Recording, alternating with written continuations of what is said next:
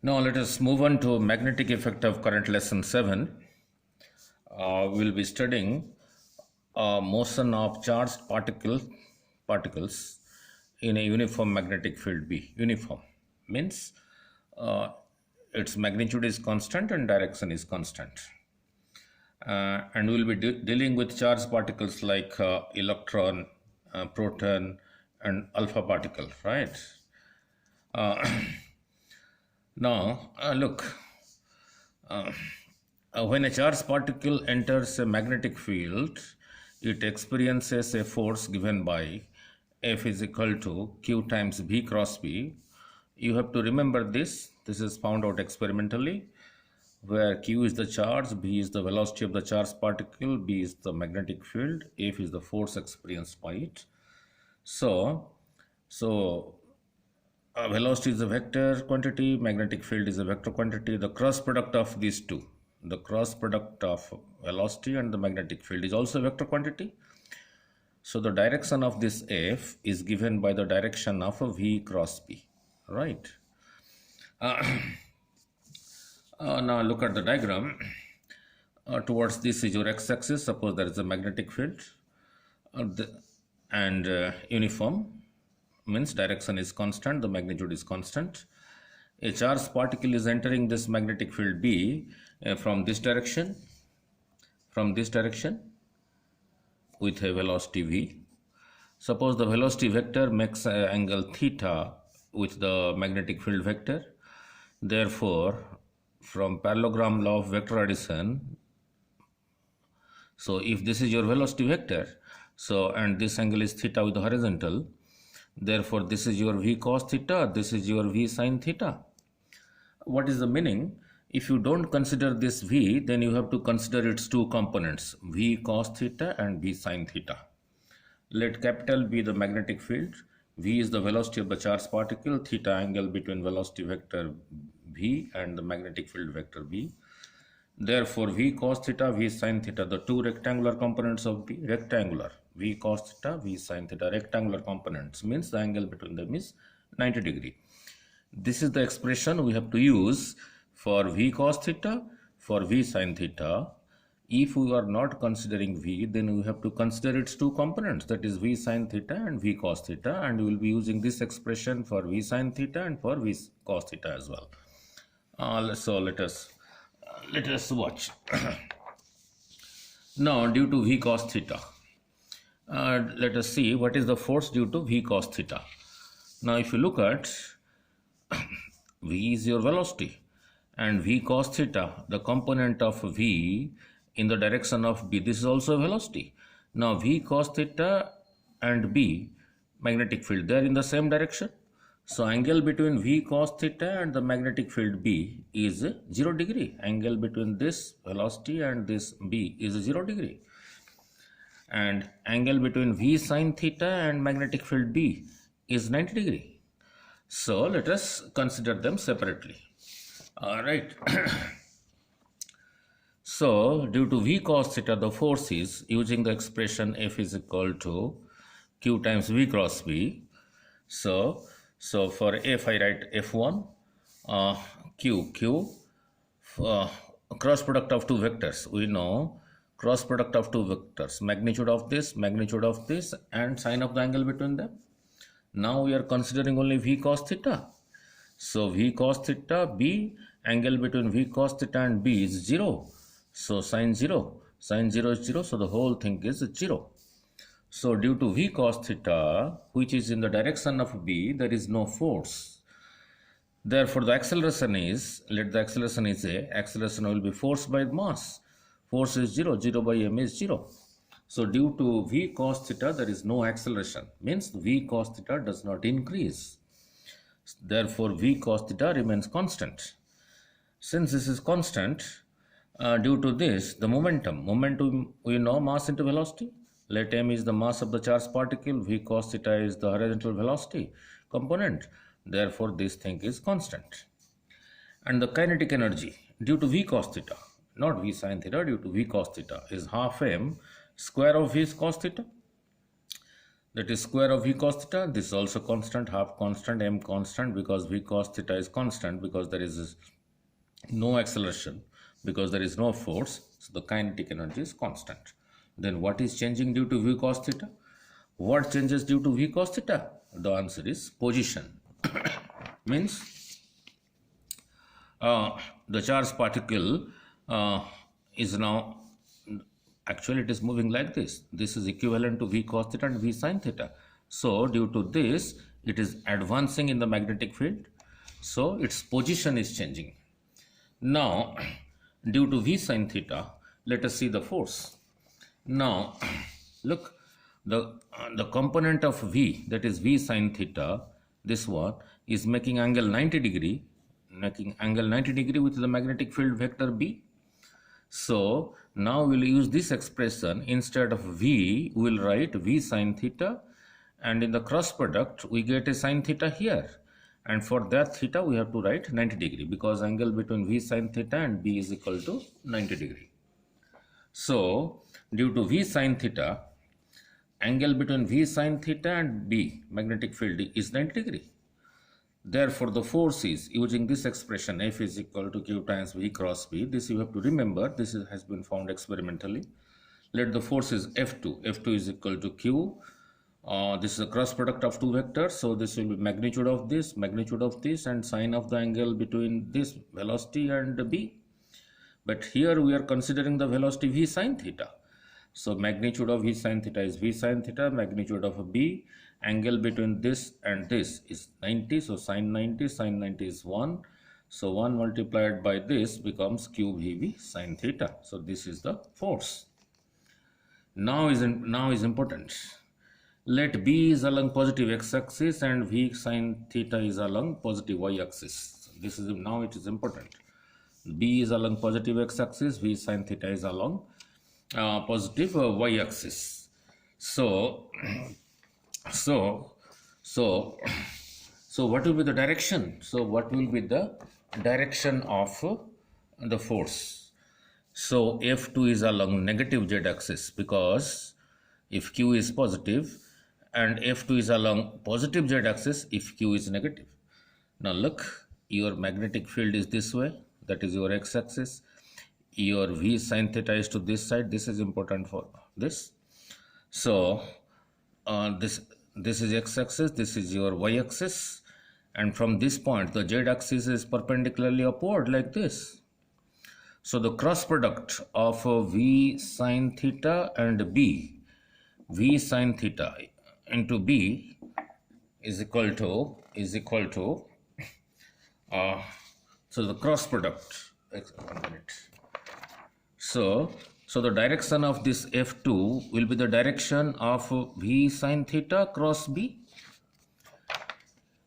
Look, V sin theta cross B means you have to rotate this vector to this side, putting a screw here. Therefore, your F2 and V sin theta are perpendicular. Therefore, the charged particle will move in a circular path with V sin theta. Look, why is it so? It is moving with a velocity V sin theta, and the cross product of V sin theta and B is perpendicular to that, and we know in circular motion the velocity was this way, the force was perpendicular to it. Therefore, it was moving in a circular path, and to move in a circular path, we need centripetal force. Since in this case, the force F2, which is the cross product of V sin theta and B, and we know cross product of two vectors is perpendicular to both of them. Therefore, this F2 is perpendicular to V sin theta and is also perpendicular to B. And in circular motion, we know the velocity V and the force, centripetal force, were perpendicular. So the charged particle will move in a circular path. And to move in a circular path, the force necessary is mv square by r, where r is the radius of the circular path. So your F2, which is equal to So your F2, which is equal to QVB sine theta, will provide the necessary centripetal force to move in a circular path. So your F2 will be your mv square by r. M, which be the velocity with which it is moving perpendicular to the force, that is v sine theta, square of that divided by r. So your F2 we just calculated as QVB sine theta, m v square sine square theta over r, 1 v cancels, 1 sine theta cancels, so r is equal to mv sine theta over QB. So this is the radius of the circular path in which it will be moving. So due to v sine theta, it will be moving in a circular path of this radius, and due to v sine theta, it will be moving in a circular path of radius r given by this, and due to v cos theta, it will be moving to this side. So the path will be like this. Such a path is called an helical path, a spring-like path. Now, where r is the radius of the circular path, to go once round the circular path, the time is t. Let capital T the time to complete one revolution in the circular path of this radius. Now let us say how much is that time. It is moving with a velocity v sine theta. So since it is moving in a circular path radius r, this distance from here to here will be 2 pi r. So that will be equal to speed into time. So your 2 pi r is equal to v sine theta into time. So t is equal to 2 pi over v sine theta. Now I put the value of r which I calculated here as mv sine theta over qb. So for r I substitute mv sine theta over qb. So 2 pi mv sine theta over qb into v sine theta means v sine theta over 1 comes to the numerator. So v sine theta cancels with this. So we have 2 pi m over qb. Now let me bring this m to the denominator. So it will be 2 pi divided by q by m times b. Why I am writing in this way, q by m in the denominator? This will help you in solving numericals, where q by m is called specific charge of the charged particle. This is important. And what is important here is, look, the time to complete one circular path is not depending on speed. There is no speed term here. There is no velocity term here. In this time t, v cos theta has pulled the charged particle towards this side. So along x-axis, pulls the charged particle along the positive x-axis, say by a distance x. So your x will be v cos theta into t. Now substitute this value of t.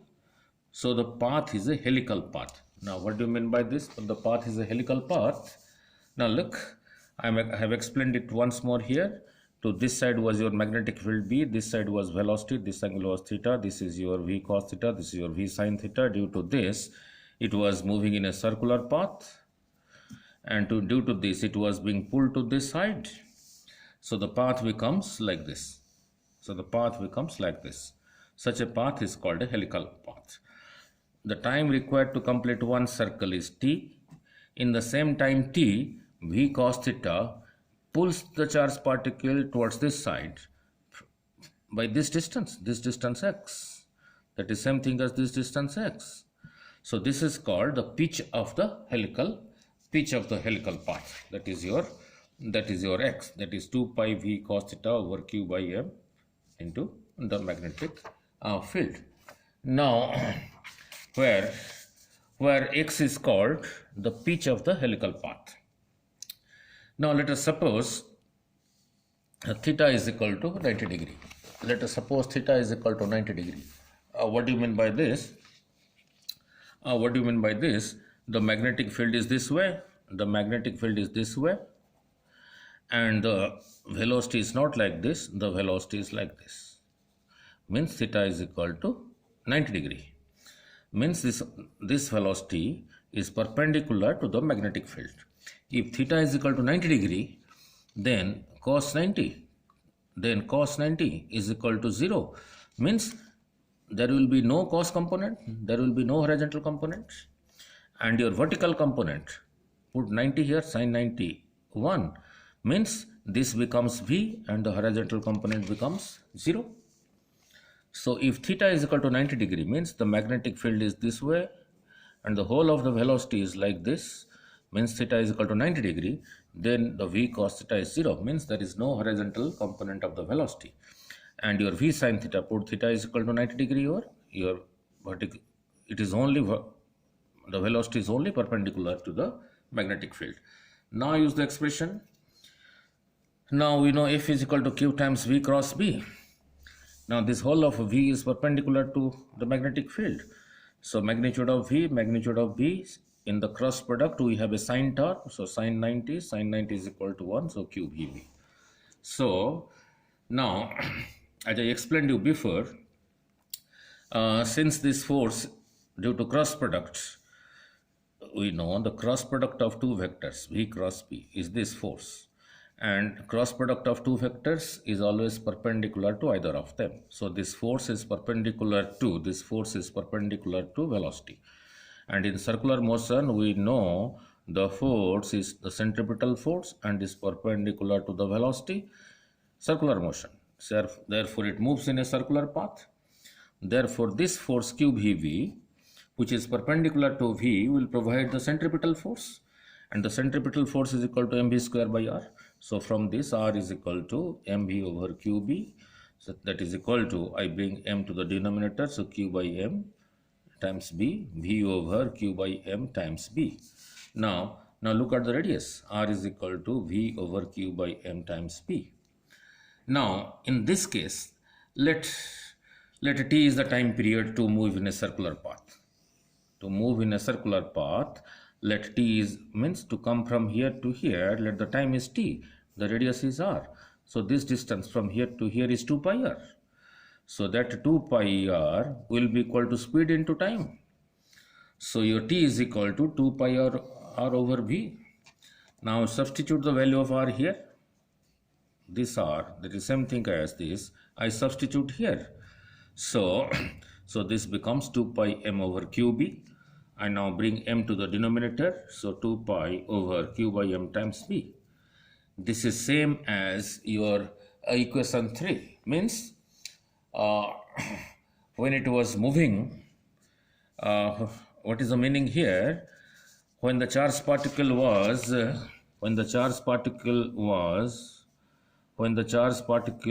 moving like this, making angle theta, it was taking, to make a circular path, it was requiring this much of time, 2 pi by q by m times b. And even if it is moving completely perpendicular to it, then also it has the same time, right? Only difference is, in this case, when the velocity was making some angle with theta, with the magnetic field vector, then due to v cos theta, it was moving to this side. Due to v sin theta, it was moving in a circular path, and due to this, it was moving to this side. So your path was helical, and the time period was same thing as this. And even if it is not making angle theta with the horizontal, the whole of the velocity is perpendicular to the magnetic field, then it is only moving in a circular path with the same time period t, which does not depend on the speed.